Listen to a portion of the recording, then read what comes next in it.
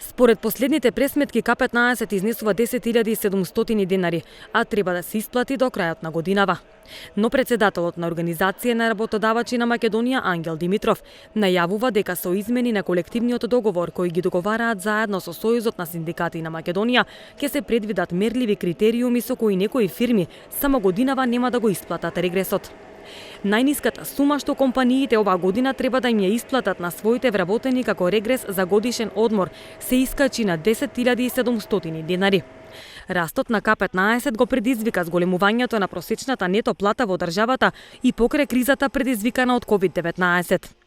Оваа сума според колективниот договор за стопанството од приватниот сектор на сметките на работниците, кои во иста компанија работеле најмалку 6 месеци во текот на оваа календарска година, треба да легне најдоцна до 31 декември.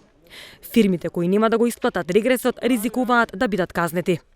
Но како што најавува председателот на Организацијата на работодавачи на Македонија Ангел Димитров, некои наскоро може да бидат ослободени од овој финансиски товар.